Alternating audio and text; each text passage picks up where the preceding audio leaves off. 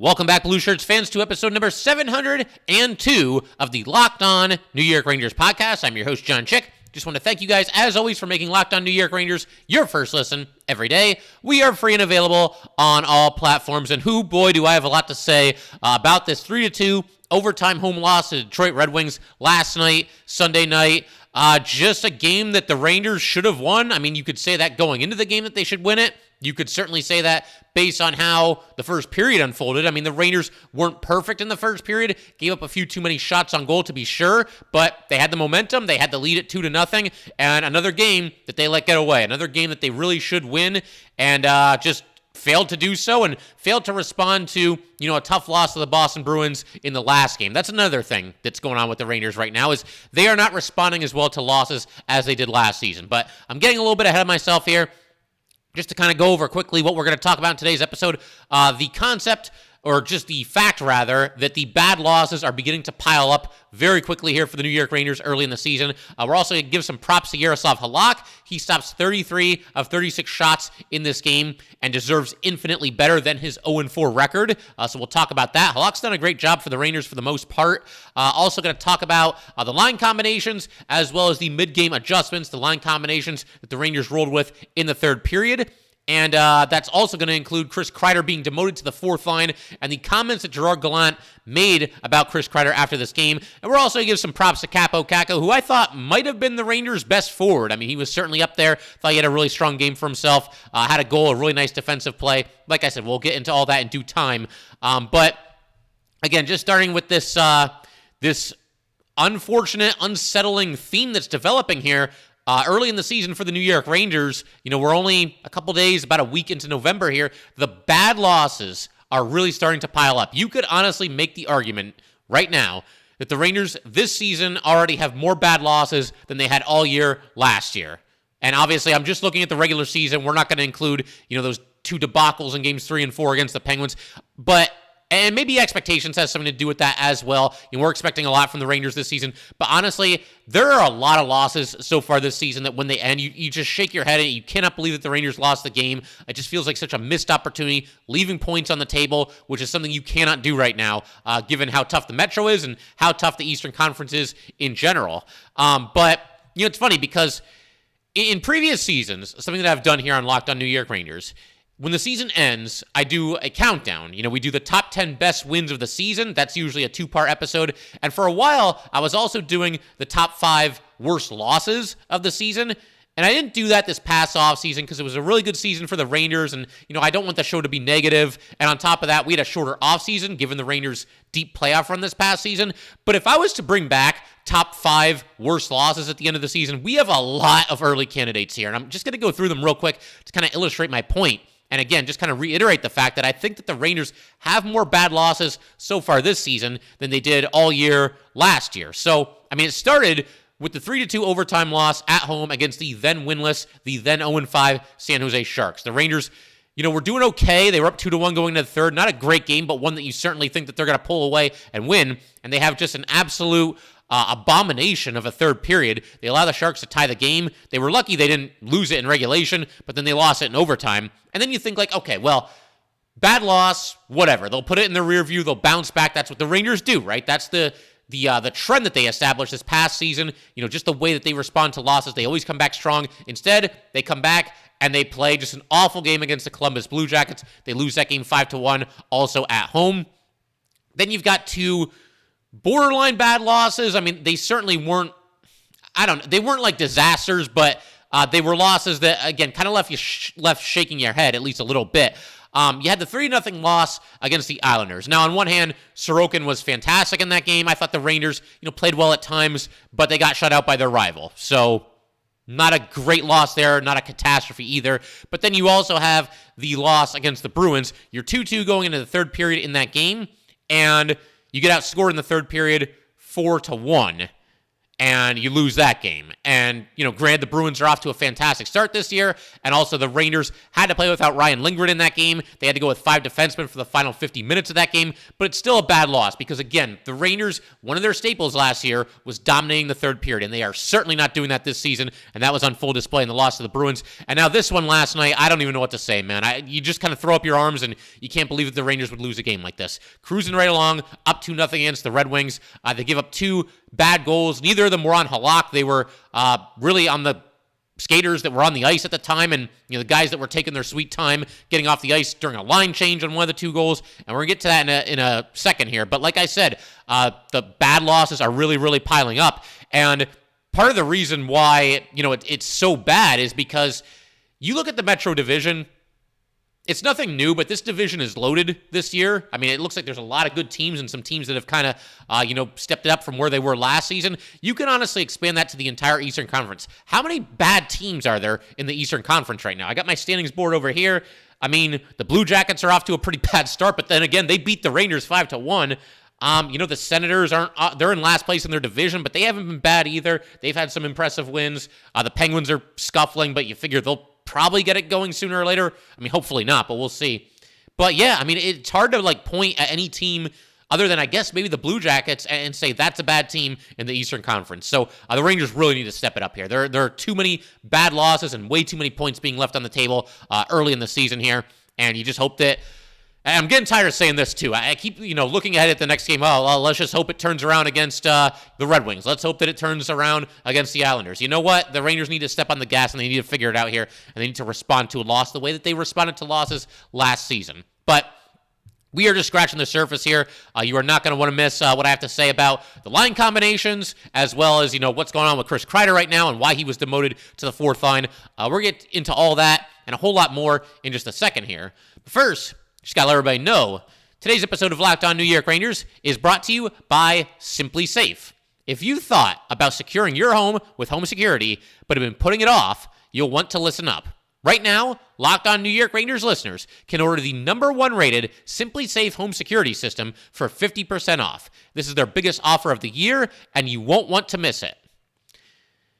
Simply Safe was named the best home security system of 2022 by U.S. News and World Report, a 3rd year in a row. In an emergency, 24/7 professional monitoring agents use Fast Protect technology exclusively from Simply Safe to capture critical evidence and verify that the threat is real so you can get priority police response. Simply Safe is whole home security with advanced sensors for every room, window, and door. HD security cameras for inside and out, smarter ways to detect motion that alert you only when a threat is real, and even hazard sensors that detect fires, floods, and other threats to your home. 24/7 professional monitoring service costs less than $1 a day, less than half the price of ADT's traditional professionally installed system. With the top-rated Simply Safe app, stay in control of your system.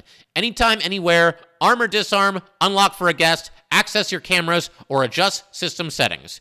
Don't miss your chance to save big on the only security system that we recommend. Get 50% off any new Simply Safe system at simplysafe.com/LockedOnNHL. This is their biggest discount of the year, so do not wait. That is simplysafe.com/LockedOnNHL. There is no safe like Simply Safe. All right, we just want to thank you guys, as always, for making Locked On New York Rangers your first listen every day.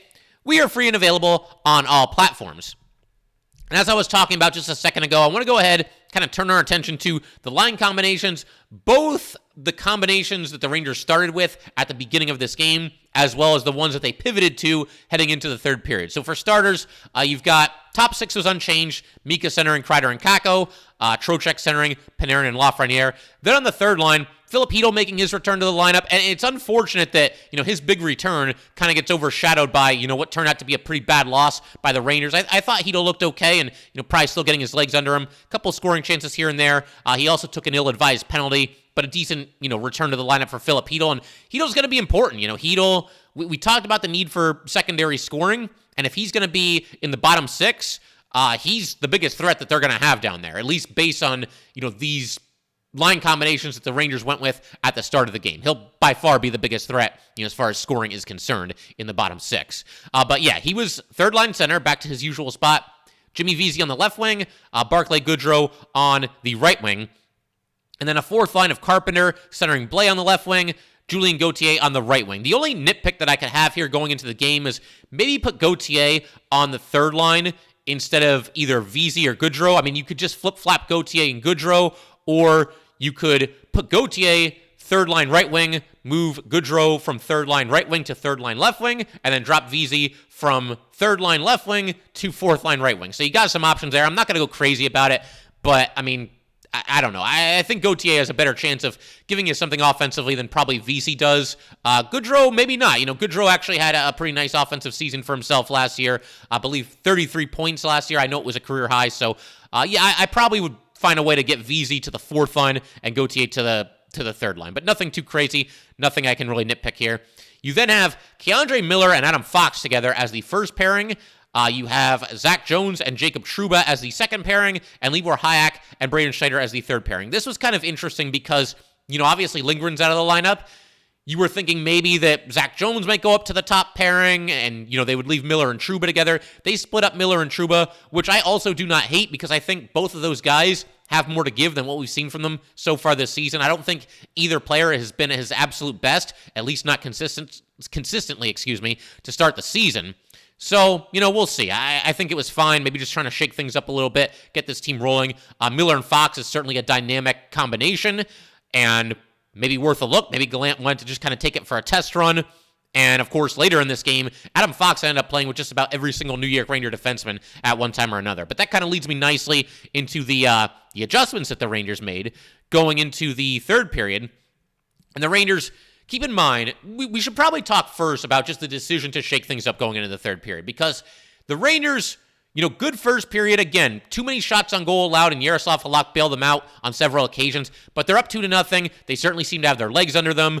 They were focused. They were locked into every shift. So more positives than negatives for the first period. The second period, everything just kind of fell apart. I don't know what happened. They just kind of fell asleep at the wheel. Red Wings were very opportunistic, fought their way back into the game. I don't know if the Rangers just thought they could be on cruise control at that point, but obviously that was not the case, and the Red Wings, come storming back in the second period. Bad second period for the Rangers, and so Gallant made some pretty significant changes to the lineup going into the third period. And I saw, on social media, certain people took issue with certain things that he did. I don't have a problem with this at all. There were a couple of things from Gallant last night that I could nitpick, and I'm going to do so a little bit later in this episode. But as far as shaking up the line combinations going into the third, I didn't have a problem with it at all. And some people were saying, man, it feels like they just picked all these players at a hat. You know what? Good. If it comes down to that, if that's a way to send a message from Gallant to the team that second period was just awful and that we need a shakeup, and you know what? I'm just going to go with different line combinations. We're just going to put random players with random players, and you guys need to figure it out. If that's the message that he sent, good. And honestly, you look at what happened. I mean, the Rangers played a lot better in the third period than they did in the second period. They did just about everything but score in the third period. So obviously these line combinations clicked more than what they were going with in the second period. There was kind of a random feel to them. And for the record, I don't think Gallant just picked names out of a hat. I'm sure there was a method to what he was doing here. But I like the idea of, you know what, that period sucked, and we're just going to mix things up, and you guys figure it out. Put the challenge on the players. You're out there with two new line mates. You're out there with two guys you don't usually play with. Fine. You know what? You have to figure it out. And, it sort of worked because the Rangers, again, got their game back a little bit in the third period, just did not score. But as far as what the line combos were, you had Mika centering Panarin and Kakko. And I like this a lot. I thought, again, Kakko was maybe the best player on the ice for the Rangers. I mean, Halak probably was, but as far as skaters are concerned, it might have been Kakko last night, and he gets rewarded for that. He gets to stay with Mika on the top line and gets to play with Panarin as well. So the Rangers really stacked that top line, really went with the three guys that, on this night for sure, probably were playing the best out of any, Ranger forwards and gave you the best chance of getting a goal there. So I like that, super stacking the top line. And then the second line, you had Hedl. He moves into the top six, centering Lafreniere on the left wing, Barclay Goodrow on the right wing. So that was kind of interesting. You see Hedl and Goodrow both jump up to the middle pairing. And then the third line, you have Trocheck centering Vesey on the left wing, Blais on the right wing. Now, I don't think Trocheck was being demoted, quote unquote. He's been one of the more consistent Ranger forwards. Maybe not his best game last night. But when you're juggling the lineup, inevitably, somebody is going to have to move down the lineup that doesn't really deserve it. It's sort of a demotion, but not really. It's more just a case of shuffling the deck, and I think that's what was going on here with Trocheck. Again, they're just trying different things here and trying to make something work. But the thing that caught everybody's eye, including myself, is the fact that Chris Kreider was sent down to the fourth line. He was on the left wing, Carpenter at center, Gauthier on the right wing. And it's funny because the third period starts and there's different combinations out there, and these three players are together, and I'm just learning it right on the fly like you guys were, as far as who's playing with who for these revamped Ranger lines. And I'm writing down the line combos, and you see the first line, you see what looks to be the second line, you see what looks to be the third line. And at that point, you're kind of like, there's somebody big missing here, because I'm writing all the names, into my notes. And then I realized, oh, wow, it's Kreider. Kreider was on the fourth line with Carpenter and with Gauthier, and I don't think it was unwarranted. I mean, on one hand, you're in a tie game, and you figure Kreider is still a threat. But Kreider, man, we've kind of gone back to streaky up and down Kreider this season, which I did not think was going to happen. I thought he kind of had that light bulb moment last season, and that this is what we were going to get out of him going forward. But there's just been too many games this season where he's either invisible or just doesn't look engaged, doesn't seem to want to fight for the puck. I know that early in the season, he was good at the start of the season, and there were a lot of times where he was having some really bad puck luck. He would either hit the post or the goalie would rob him, or something would happen where, it looked like he deserved a goal and just didn't get it. But I hope it's not a case now where he's like sulking about it and he's upset about it and he's just not engaged because of that. He's been in this league for a long time now. I believe he's now 31 years old. He's got to understand there's got to be ebbs and flows and ups and downs to every single season, and he's just got to stick with it, and he's got to keep going regardless of whether the puck is going in the net or not. But yeah, he was out there on the fourth line. And as far as the defense pairings are concerned, I mean, this was hard to even keep track of because Zac Jones was benched, and we're going to talk about that a little bit later in the game. I did not agree with that decision. We will get to that in due time. But you had Trouba with Halak. You had Schneider with Fox to start the third period. Fox was later back out there with K'Andre Miller, and then a little bit later, Fox was out there with Halak. So Fox played with just about everybody in this game. It was pretty crazy. But as far as the line combos are concerned, Gallant was asked about that as well, and he was specifically asked about Chris Kreider being dropped down from the first line to the third line, and he said he deserved to be where he was at. He wasn't alone.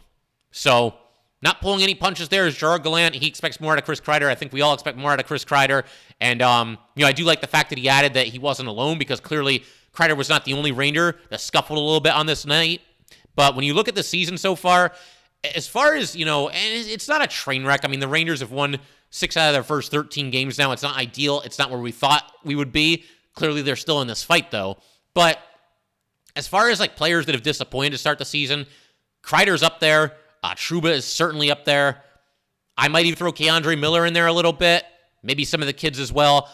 There's just guys that aren't playing at the level that you expect them to play at. And with Kreider, just not competing at the level that you expect him to compete at. So, it finally cut up to Kreider. He got the demotion here. And I would imagine as far as these line combos are concerned, it's hard to say. Do they go back to the way they started this game for the start of the next game, and maybe they have a short leash and they're willing to juggle the lines again?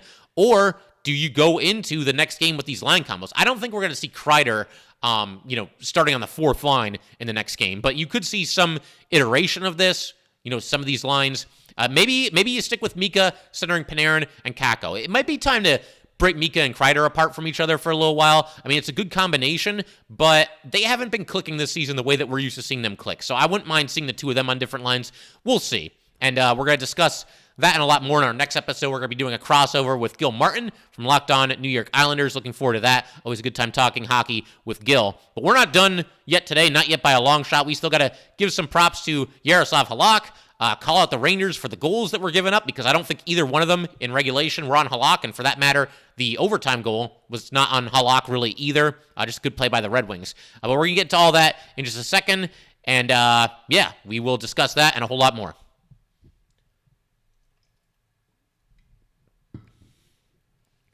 All right, so Jaroslav Halak, he was awesome in this game, and like I said in the intro, deserves a lot better than his current 0-4 record.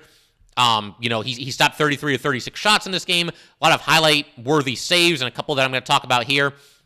So, first period, You could tell very early that Jaroslav Halak brought his A-game because Detroit's on the power play. He made 2 really nice saves while the Rangers were a man down, including a phenomenal second save against Dylan Larkin. Just really extended his glove, made a great glove stop.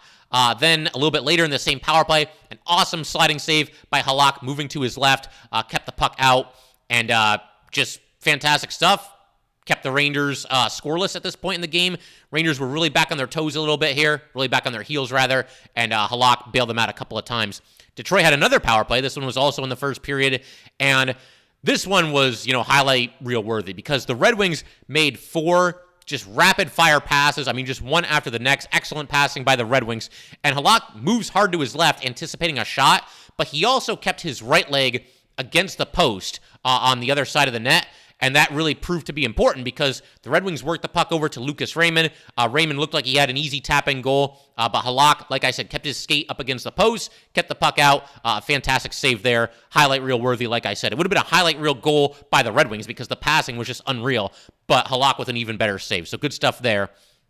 And I'm eventually going to get into a couple other saves by Halak because we're going to break down some things that happened in the third period, a couple things that happened in the overtime as well. But I also want to talk about the 2 goals that the Rangers gave up in regulation to kind of illustrate my point that I don't think either one of these was on Jaroslav Halak, and it's just a case of the Rangers, again, just falling asleep at the wheel. You cannot keep doing this. You cannot keep having these lapses where you just have a bad period or a bad couple of shifts or you just fall asleep at a certain point or you don't win a 50-50 puck. This is the antithesis of Ranger hockey. This is the antithesis of what this team did this entire last season. That's why it's so frustrating to see this same group of players have these kinds of issues, things that were rarely, if ever, issues for this team last year. And I know, it's easy to look at the roster that the Rangers had at the end of the season last year and into the playoffs and say, like, well, they don't have those guys anymore. They don't have Kopp, and they don't have Strome and Vetrano and Mott and Braun. And that's all well and good, and that's all true. But when you look at the team at this time last season, early November,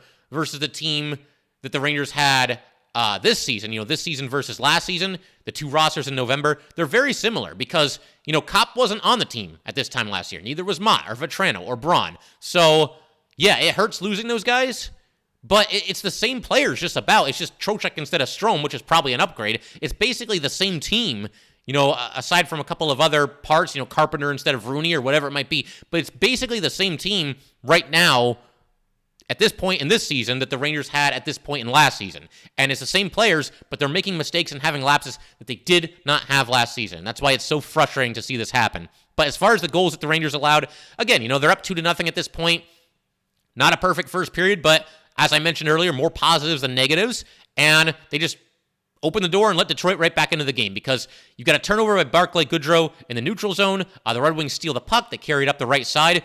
Goodrow and Schneider are both there, but they're both kind of reaching for the puck, and nobody really makes a play on it. Red Wings throw the puck back to the blue line, over to the center of the ice, and shot is taken. It gets deflected, goes into the net, and just like that, Detroit has cut the Ranger lead to 2-1. All started because of a Ranger turnover, and obviously not good there. Not a good goal to allow, but the second one was even worse. This second goal was infuriating because the Rangers' top line, I don't know what they were doing. They were just nonchalantly and very slowly skating over to the bench for a line change while Detroit has a rush up the ice. And so they basically put Trouba and Jones, they hung them out to dry, and Halak too. And Trouba and Jones were not good on this play either. But it might have been nice to have a couple of forwards back-checking because they were back there by themselves. And, you see the Red Wings making all these passes, and they've got all the time in the world to do whatever they wanted to do on this play. And I'm watching this, and I'm expecting the Rangers, forwards to jump into the frame. But no, they were all just, drifting toward the bench for a line change. Not a good time to be changing lines there.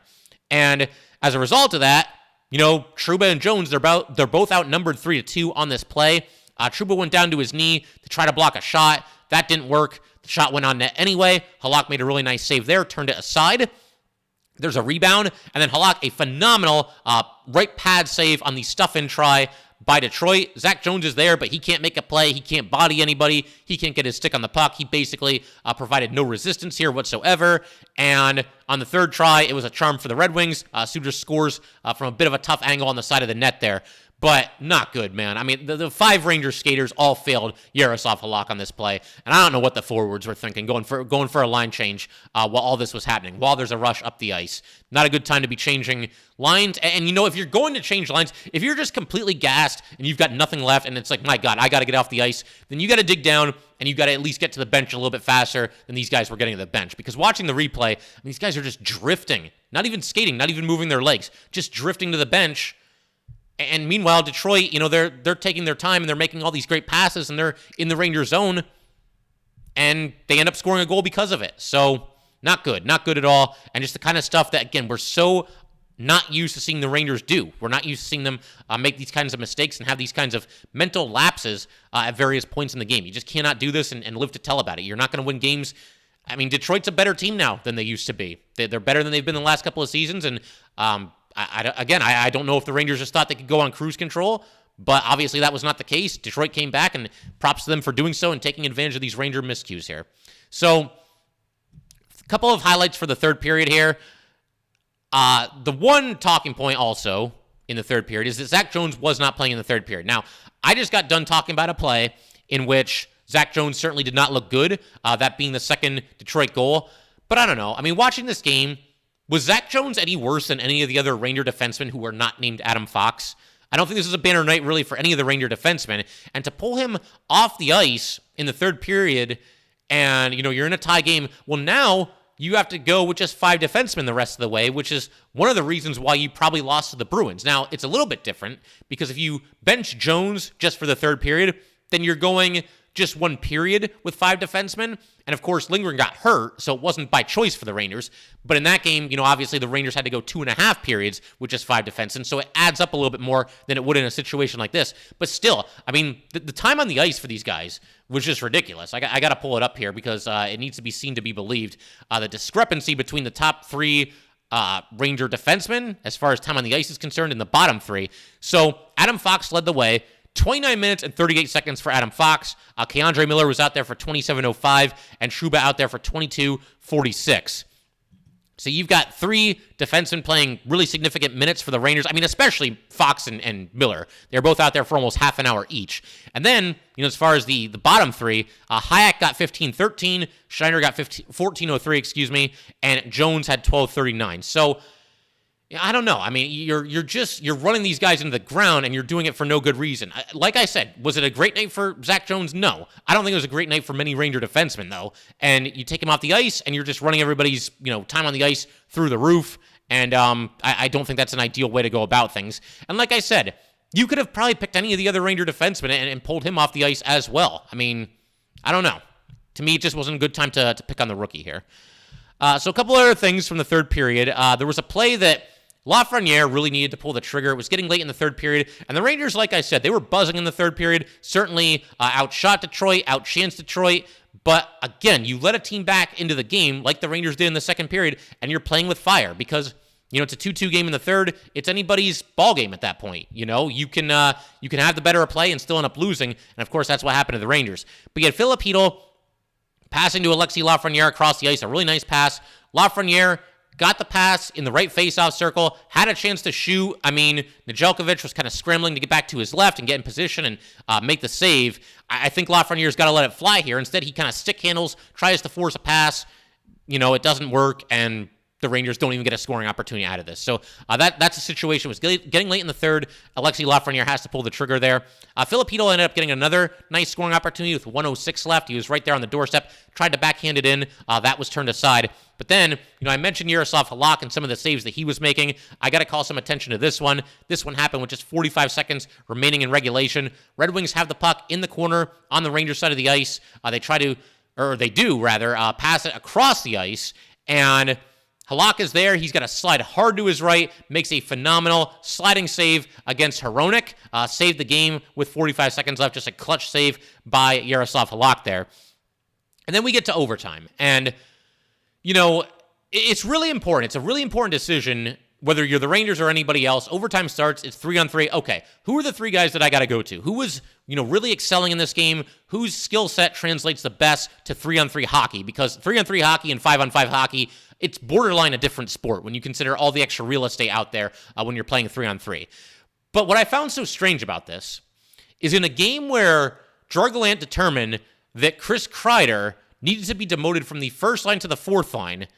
And for the record, I agree with that because I don't think Kreider has played well enough recently, and I think that sends a message. And honestly, the fourth line didn't play half bad for the Rangers in that third period. Kreider and Carpenter and Gauthier. Kreider almost set up Gauthier for what could have been a game-winning goal. He passed from behind the net in front to Gauthier. Gauthier put it just a little bit wide.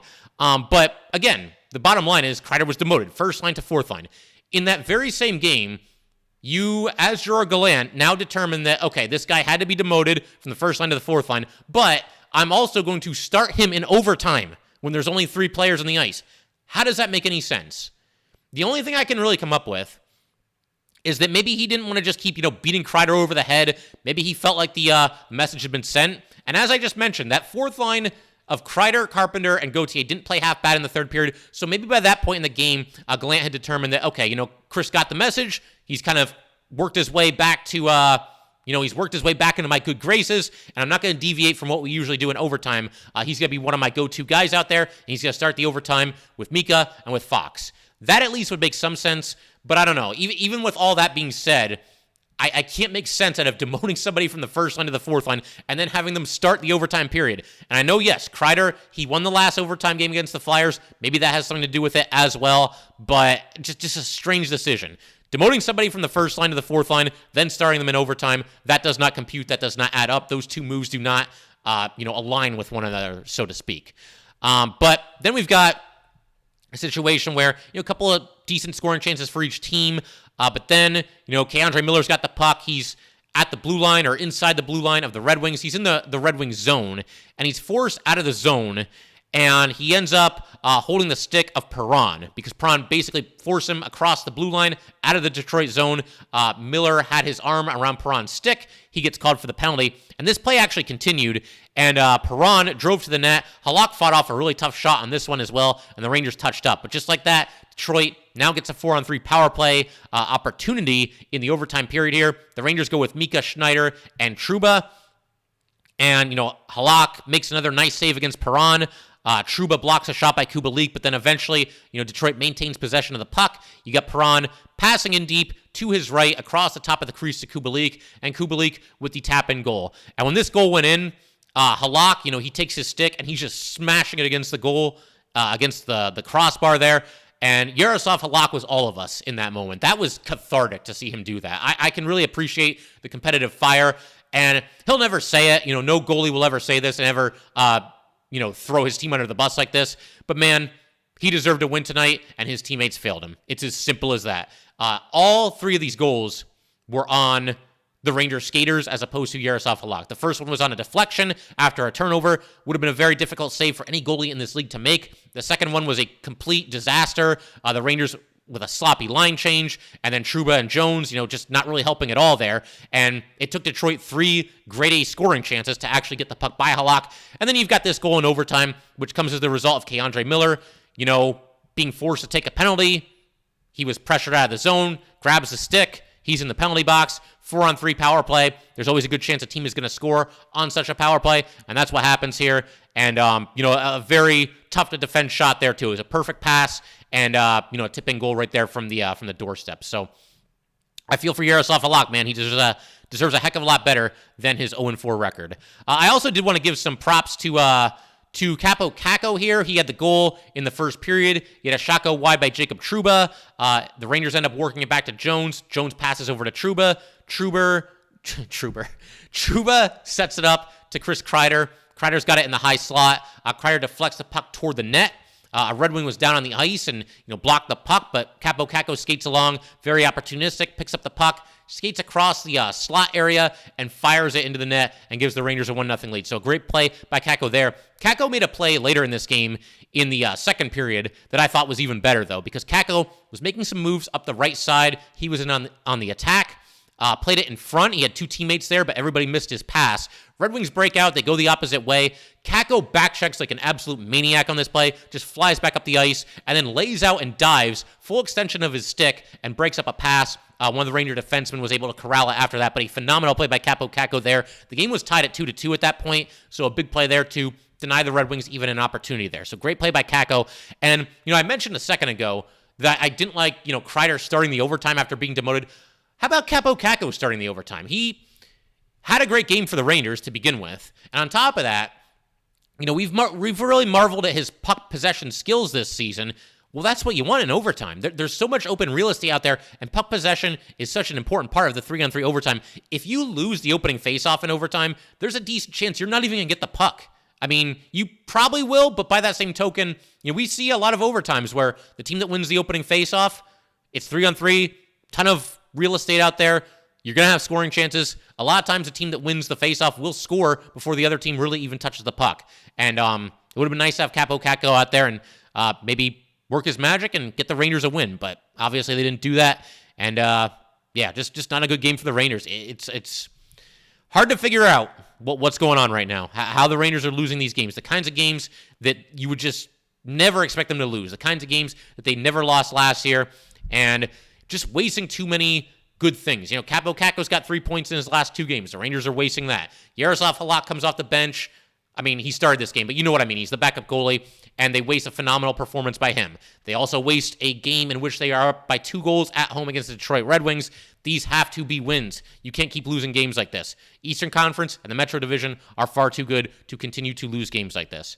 And again, now we keep our fingers crossed that they figure it out and get a big 2 points against the New York Islanders. But that will do it for today, guys. Once again, if you'd like to get in touch with this podcast, please send an email to lockedonnyrangers@gmail.com.